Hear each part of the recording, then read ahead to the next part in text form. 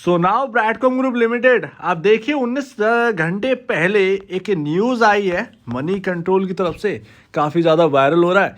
जैसे जैसे पता चल रहा है वो सब लोग पैनिक के अंदर आ रहे हैं। अब उसका क्या है, ज़रा डिटेल में थोड़ा सा समझते हैं कि क्या यहाँ पर निकल के आया है। क्योंकि यहाँ पर ना 100% का जो रिटर्न है वो एक्चुअल में किसी को भा नहीं रहा है, किसी को यहाँ पर डाइजेस्ट ही नहीं हो रहा है। यहाँ पर वही चीज़ को घुमा फिरा कर नए वर्डिंग लिखकर यहाँ पर सबके सामने परोसा जाता है और बस यही कहानी यहाँ पर चल रही है। एनालिस्ट ने वो कहा वगैरह वगैरह, जब चल रहा था तब कोई नहीं आया बचाने के लिए। एक्चुअल में जब यहाँ पे गिर गया बिल्कुल 89% 90% डाउन हो गया, तब सब लोग आ रहे हैं। और अब जब रिकवरी के मोड पर है तो फिर यहाँ पर जो है ना पूरा का पूरा यहाँ पर तहस नहस करने पर लगे हुए। लेकिन एक्चुअल में ये है क्या, जरा समझते हैं। तो भैया ऑलरेडी ये बहुत ज़्यादा कवर हो रहा है बीसीजी, समझ में नहीं आता। यहाँ पर बहुत सारे स्टॉक्स हैं, बहुत सारे स्टॉक्स हैं यहाँ पर, बट उन पर कोई भी एक न्यूज़ नहीं आती। और जब न्यूज़ आनी होती है तब बिल्कुल भी न्यूज़ नहीं आती है। अब मनी कंट्रोल वैसे तो अपने फॉरम जो होता है ना उसके अंदर कुछ भी अपशब्द यहाँ पर जो है ना बिल्कुल भी बर्दाश्त नहीं करता है, ब्लॉक कर देता है, ऑटोमेटिक ब्लॉक हो जाते हैं लोग। बट एक्चुअल में यहाँ पर क्या खबर लेकर आ जाते हैं बिल्कुल समझ में नहीं आता। Analysis of financial statement before SEBI order reveals several governance lapses.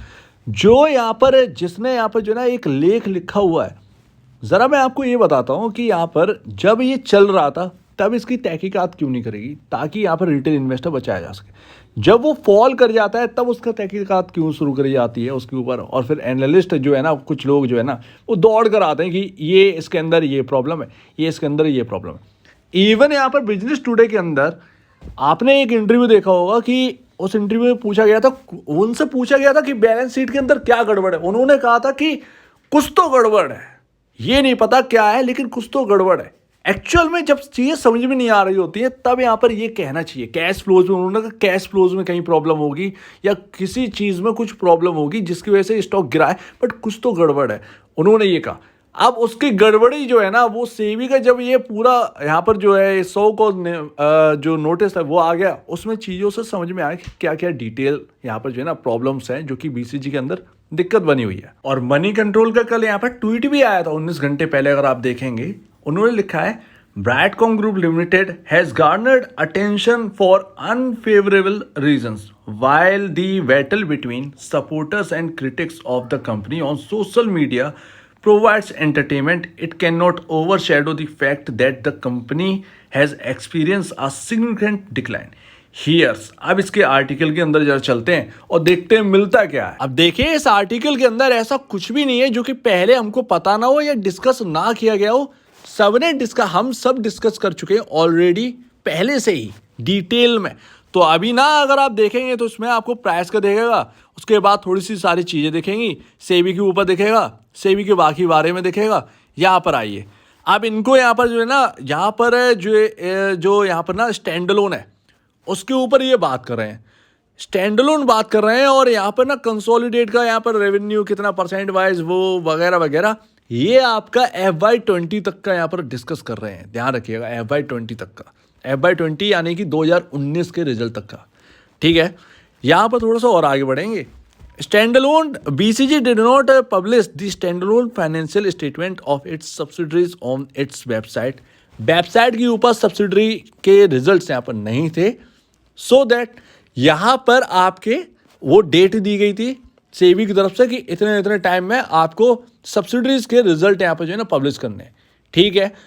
Ditto वो डेट हमें ध्यान है 28 तारीख के आसपास का यहाँ पर टाइम था, वो यहाँ पर सब्सिडरी के रिजल्ट सारे के सारे आ गए थे। थोड़ा सा टाइम लगा था लेकिन बाकी पूरा का पूरा यहाँ पर लिखा चिट्ठा आ गया, और जिसके ऊपर डिटेल में हम डिस्कस कर चुके हैं ऑलरेडी। यहाँ पर अगर आप बात करेंगे तो वो वही इमेज है जहाँ पर 4 यहाँ पर ना फाइनेंशियल रिजल्ट आए थे पहले, ठीक है ना। ये सभी सब्सिडीज़ के FY22 के फाइनेंशियल रिजल्ट्स आए थे सब्सिडीज़ के, उसके बाद एक लॉक लगा हुआ नजर आ रहा था, जो कि हमने बात करी थी कि इसके रिजल्ट्स जो यहाँ पर पीडीएफ ओपन करेंगे तो आपको एक लॉक नजर आएगा। वो यहाँ पर ना पीडीएफ सही से ओपन ही नहीं हो रही थी, ठीक है ना। उसके बाद यहाँ पर पता चला था कि आप ऑफिस जाकर पता करिए, तो वो कोई बात थी नहीं, ठीक है ना। उसके ऊपर भी सीधी सी बात है कंसर्न बने थे। उसके बाद ब्रैडकॉम ग्रुप ने क्या किया, सभी सब्सिडरीज के ऑडिट रिजल्ट जो है वो अपलोड करेंगे वेबसाइट में, जो कि आपको पता होगा। हालांकि ये चिंता वाली बात थी उस वक्त, ये जो लॉक लग के आ रहा था, अब कौन जाएगा हैदराबाद वहाँ पता करने, ये कंपनी की बेवकूफ़ी थी, ऐसा इनको नहीं करना चाहिए था। ये ऑलरेडी ये सारी चीज़ें डिस्कस्ड है, ठीक है ना। अब इसके बाद अदर मैटर, अगर आप जाओ चेक पॉइंट 1 में कहते हैं कि यहाँ पर ना वही फाइनेंशियल, वही सारे प्रॉफिट के बारे में इंडिपेंडेंट और बाकी वगैरह वगैरह, इनके ऑडिटर से इनकी बातचीत हुई होगी, तो वो कह रहे हैं कि ऐसा कुछ नहीं था, तो बाकी वगैरह वगैरह। अब यहाँ पर रेवेन्यू एक्सपेंसेस प्रॉफिट है तो उसके ऊपर बातचीत कर रहे हैं। इसके साथ साथ यहाँ पर जो है ना कंप्रेसिव इनकम जो है ना वो बता रहे लॉसेस का, तो वो लॉस वाला टाइम जो था वो भी डिस्कस ऑलरेडी हो चुका है। तो ऐसा कुछ भी इस आर्टिकल के अंदर नहीं है जो कि नया हो, ठीक है ना। और अगर आप आगे बढ़ेंगे तो शेयर होल्डिंग पैटर्न के ऊपर आ जाता है, बाकी सब कुछ यहाँ पर ना प्रॉफिट के ऊपर आ जाता है कि ये सब्सिडरी के प्रॉफिट। अब ये कहते हैं कि साउंड जो है ना वो ठीक नहीं लगता कि इतनी प्रॉफिट आते हैं। वेल, यहाँ पर ना असेट एम्पायरमेंट की बात आती है, तो असेट एम्पायरमेंट के बारे में कौन नहीं जानता, क्या आप जानते नहीं अभी तक? ये एक सोची समझी वाली बात है कि असेट एम्पायरमेंट के ऊपर ना हर किसी को अब पता चल चुका है। अब यहाँ पर ये बात करने की जरूरत थी ही नहीं। फिर उसके बाद रिजर्व रेशियोज और बाकी वगैरह वगैरह उसके ऊपर बात करते हैं, तो ये भी यहाँ पर जो है ना डिस्कस कर चुके हैं। इसके साथ साथ यहाँ पर ध्यान रखिए कि यहाँ पर ना, और अगर आप आगे बढ़ोगे यहाँ पर तो आपको पता चलेगा, यहाँ पर मैंने देखा था ये लोन के बारे में, जो लोन के बारे में यहाँ पर बताते हैं कि इतनी अच्छा यहाँ पर ना नेटवर्थ, इतनी अच्छा जो चीज़ें हैं ब्रैडकॉम ग्रुप की, तो यहाँ पर ये वो जो लोन है वो डिफ़ॉल्ट क्यों करते हैं, जो कि आपको ध्यान हो, ये रहा वो आपको ध्यान होगा कि ब्रैडकॉम ग्रुप का यहाँ पर ना उसके ऊपर एक यहाँ पर ना पूरा चिट्ठा आया था, वो लेटर आया था, जिसमें आपको पता चला होगा कि शेयर होल्डिंग पैटर्न में जो शेयर्स बेचे गए वो एक्चुअल में उन्होंने गिरवी रखे थे किनके पास, यहाँ पर लेंडर्स के पास। लेंडर्स ने क्या किया, यहाँ पर बेच दिया। अब वो हम लोग डिस्कस कर चुके, उसका तो मुझे भी अभी याद नहीं है क्योंकि वो ऑलरेडी सारी चीज़ें डिस्कस्ड हैं। अब जो चीज़ें छूट गई उनको याद रखने का कोई मतलब नहीं होता, ठीक है ना। मैं बहुत सारे यहाँ पर ना बातें हम लोग जो है ना और भी ज़्यादा कर चुके हैं। तो ये लोन डिफ़ॉल्ट के ऊपर तो पूरा यहाँ पर जो है ना उनका मैसेज आया था। अब एक्चुअल में कंपनी अगर मैसेज दे चुकी है शेयर होल्डिंग पैटर्न के ऊपर, आपके ऑडिट रिजल्ट्स के ऊपर, वो जो कंसर्न बना था लॉक वाला उसके बाद सुलझाया गया था, ठीक है ना, कंपनी तरफ से, अगर आपको याद हो तो वो डले अभी वेबसाइट पर, आप जाकर देख सकते हैं। अगर वो लॉक वाला अभी भी है तो वो कंपनी जाने भाई, सीधी सी बात है, उनको ऐसा नहीं करना चाहिए था, सीधी सी बात है। तो बाकी का अगर आप देखेंगे तो वही सारी की सारी चीज़ें वही है। बाकी एक और चीज़ यहाँ पर है, the company is not regular in depositing disputed statutory dues including TDS and income tax as applicable to it with the appropriate authorities. अब अगर आप देखें तो यहाँ पर हमने क्या चेक किया था, मिनिस्ट्री की साइट पर जाकर हमने चेक किया था, उस पर बहुत सारी डिटेल हम लोग को मिली हुई थी, वो पूरी रसीद है, वो सारी की सारी चीज़ें जो है ना वो मिल चुकी है। अब समझ में नहीं आता कि इसको देखें तो देखें कैसे, और बाद में ये सारी चीज़ें ठीक लगती नहीं है, ऑब्वियस सी बात है। अब यहाँ पर इस आर्टिकल का करें तो करें क्या, समझ में नहीं आता क्या यहाँ पर जो वो आर्टिकल का वो मतलब क्या होगा, और जो लॉसेस में उनका क्या मतलब होगा। अगर उसके ऊपर कुछ बात आती है तब तो आर्टिकल पढ़ने में मजा आता है कि जो लॉसेस में है वो एक्चुअल में क्या करें, और जो गेन कर रखे हैं ब्रैडकॉम ग्रुप से वो एक्चुअल में क्या करें, तब तो कुछ एक मैसेज जो है ना वो एक समझ में भी आता है कि आर्टिकल जो है ना वो मतलब का है। अब वही पुरानी सारी चीज़ें अगर आप बताएंगे तो फिर कोई मतलब नहीं है। अब जो कंपनी ने जो मैसेज करे हैं उसके ऊपर कोई यहाँ पर जो है ना बात ही नहीं कर रहा कि कंपनी के मैसेज आए हैं। अब उसके ऊपर कुछ बात किया जाए, आगे बढ़ाया जाए, तब तो समझ में आता है। अब जो शो को नोटिस आया उसी में आप स्क्रीनशॉट लेकर अगर उसके ऊपर डिस्कस करेंगे तो कोई मतलब नहीं है। एक और आर्टिकल यहाँ पर चल रहा है कि नितिन मंगल एंड पुनीत खुराना। नितिन मंगल का नाम जो है ना वो नोट किया लोगों ने, और यहाँ पर आर्टिकल निकाला सन 2014 का, जो कि यहाँ पर इंडिया बुल से खींचतानी में यहाँ पर निकाला गया था। अब वो आर्टिकल क्या है, अब देखिए नितिन मंगल के ऊपर ना बहुत सारे आर्टिकल भी पब्लिश हो रहे हैं, ऐसा नहीं है कि यहाँ पर सिर्फ छोड़ दिया, यहाँ पर बहुत सारी चीज़ें आ रही हैं अगर आप स्टडी करेंगे, और यहाँ पर ना थोड़े से वायरल भी हो रहा है काफ़ी ज़्यादा। तो नितिन मंगल के बारे में अगर आप गूगल पर सर्च करोगे तो 2012 में एक स्टार्ट हुआ था केस, 3 दिसंबर 2012। अब एक्चुअल में ये देखिए कि नितिन मंगल जो है ना वो एक्चुअल में है कौन। देखिए वेरिटाज एक फर्म है, वेरिटाज इन्वेस्टमेंट रिसर्च कॉरपोरेशन। वो कनाडा के अंदर यहाँ पर जो है ना लिस्ट थी, मार्केट के अंदर लिस्ट नहीं थी लेकिन कनाडा के अंदर रजिस्टर्ड थी कुल मिलाकर ये फर्म। उसके को ऑथर जो है ना वो नितिन मंगल है। अब वो क्या करते थे, सेम टू सेम जो आपका हिंडनबर्ग है ना, हिंडनबर्ग जिस तरीके से रिपोर्ट पेश करता है सेम टू सेम काम इस फर्म का था। वो कई कंपनियों की बैलेंस शीट चेक कर कर उनकी जो कमी थी, जो खराबी थी, जो कुछ यहाँ पर चल रहा हो कंपनी के अंदर, उसको यहाँ पर जो है ना प्रेजेंट करते थे। वो स्टडी करते थे, फॉरेंसिक ऑडिट करते थे, एक एक्चुअल में एक प्राइवेट फर्म की तरह फॉरेंसिक ऑडिट करते थे और उसके ऊपर लेटर लेके आते थे। उससे क्या होता था, हंगामा हो जाता। अब वो पता नहीं कि उसका वो कर वो क्या बेनिफिट उठाते थे, ये तो नहीं पता। लेकिन एक्चुअल में ये हिंडनबर्ग जैसा बिल्कुल वर्क करते थे। इन्होंने कई कंपनियों की लाया, लेकिन जब इंडिया बुल्स के ऊपर इन्होंने पेश करी रिपोर्ट, इंडिया बुल्स के ऊपर, अब वो कौन सी कंपनी थी इंडिया बुल्स की ये पता नहीं, वो इंडिया बुल्स हाउसिंग थी या रियल एस्टेट थी ये तो नहीं पता, बट जिसके ऊपर भी लाए हों यार 12 में वो लेटर लेकर आए। 2012 से केस स्टार्ट हुआ जब इंडिया बुल ने यहाँ पर बैक उनके ऊपर एफआईआर कर दिया कि हमारा नाम कैसे आप बिगाड़ रहे हो। तो उसके ऊपर एफआईआर किया कंपनी ने, और तो उसके ऊपर एफआईआर कर दिया, यानी नितिन मंगल के ऊपर और इस फर्म के ऊपर एफआईआर किया और फिर यहाँ पर भागदौड़ स्टार्ट कर दी। अब इंडिया बुल्स यहाँ पर छोटी मोटी कंपनी तो है नहीं कि आप आए और बस धरना स्टार्ट कर दिया, लेने के देने पड़ गए। इसी कंपनी ने रिलायंस कम्युनिकेशन के ऊपर भी यहाँ पर कुछ लेकर आए थे उस वक्त, ध्यान अगर आप आर्टिकल में थोड़ा सर्च करेंगे तो वही हुआ था। तो यहाँ पर क्या हुआ, एफआईआर हो गई। उसके बाद पुलिस गई इंदौर, मेरे ख्याल से इनका घर है जिसमें इसी में लिखा हुआ था, अगर आप सर्च करें गूगल पर तो वहाँ पर इनके होम गए होंगे और वो मिले नहीं, वो चले गए। फैमिली से बात करी तो फैमिली ने कुछ बता नहीं पाया।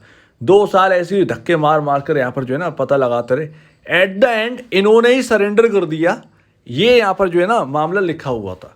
तो ऐसा कुछ मामला था। और अब यहाँ पर जो है ना इन्वेस्टर ऑलरेडी, क्योंकि यहाँ पर ना आर्टिकल जो है अगर आप बात करें तो आर्टिकल जो है ना, अगर ये आए कि भाई अगर आप इन्वेस्टेड हैं ब्रैडकॉम ग्रुप के अंदर तो आप क्या करें, अगर ऐसे कोई आर्टिकल आते हैं तो अब समझ में भी आता है। क्योंकि अगर आप बात करोगे तो यहाँ पर जो ओल्ड इन्वेस्टर्स है वो बेचारा फंसा हुआ है, न्यू इन्वेस्टर्स यहाँ पर जो है ना किसी ने हाई प्राइस पर ले रखा है वो बेचारा फंसा हुआ, वो रिकवरी के चक्कर में, ठीक है ना।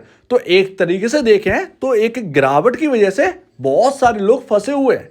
अब वो यहाँ पर ना क्या करें, अगर ऐसा कुछ आर्टिकल आए तब तो उस आर्टिकल का कोई रीज़न समझ में आता है, तब तो मनी कंट्रोल की बात भी समझ में आती है। लेकिन एक्चुअल में अगर घुमा फिरा कर अब आप उसी चीज़ के बारे में डिस्कस करोगे, उसी सो कॉज नोटिस का कुछ क्लिप ले लेकर, कुछ फोटोज़ ले लेकर अगर वो आप उसी के ऊपर बात लिखेंगे तो वो आर्टिकल का कोई लेना देना नहीं है। क्योंकि वो आर्टिकल को सबने समझ लिया, वो सो कॉज नोटिस को ऑलरेडी सब कुछ समझ चुके हैं। अब जो नया इन्वेस्टर होगा अचानक से जो आया होगा ब्रैडकॉम ग्रुप ने कि यहाँ पर चलिए ठीक है ये स्टॉक बहुत सस्ता हो गया आ गया, उसके तो लेने देने पड़ गए, तो पैनिक तो ऑलरेडी क्रिएट हो ही जाएगा। अगर ऐसी चीज़ें चलेंगी तो पैनिक तो हो ही जाएगा। तो ये एक प्रॉब्लम वाली बात है, ये ठीक नहीं है। आप कोई यहाँ पर ना एक सॉल्यूशन दें तब तो यहाँ पर समझ में आता है। एक्चुअल में अगर आप सोशल मीडिया की भी बात करोगे तो आजकल हर कोई देखिए चैनल बना कर वो बीसीजी कर सब कुछ चल रहा है। ये ठीक बात नहीं है, ये हर चीज़ ठीक नहीं है। थोड़ा सा सावधान रहें, सोशल मीडिया के ऊपर भी सावधान रहें। बच्चा जानता है सोशल मीडिया जितना अच्छा है उतना ही बुरा है, उसके बहुत ज़्यादा इफेक्ट जो है ना वो ख़राब भी है। तो मेरा मानना यही है कि फॉरेंसिक ऑडिट के ऊपर जो यहाँ पर सेबी बोलता है सिर्फ और सिर्फ उसकी समझिए, बाकी कोई पर्सन क्या बोलता है उससे लेना देना नहीं है। कंपनी ने जवाब दिए शेयर होल्डिंग पैटर्न के ऊपर, कंपनी ने जवाब दिया कि यहाँ पर जो है ना शेयर होल्डिंग पैटर्न में शेयर्स कैसे बेचे गए, वो शेयर होल्डिंग यहाँ पर कैसे डाउन आई, उसके ऊपर बताया। डिफॉल्ट हुए, डिफॉल्ट में क्या किया गया, हर एक चीज़ का यहाँ पर डिस्कशन कंपनी की तरफ से एक नोटिस जारी किया गया, सब्सिडीज़ के ऊपर जारी किया गया। उसके बाद इस नोटिस के अंदर एक भी वर्डिंग उसके ऊपर नहीं थी कि हाँ भैया कंपनी के सब्सिडरी रिजल्ट आ गए, अब उसके ऊपर क्या यहाँ पर आता है। तो ऐसा कुछ तो था नहीं, ठीक है ना। बस वही पुराना लॉक दिखा दिया, वो लॉक यहाँ पर ख़त्म। उसके बाद बहुत सारे यहाँ पर कंपनी के यहाँ पर ना सब्सिडीज रिजल्ट्स हैं जो कि हम लोग ऑलरेडी देख चुके हैं।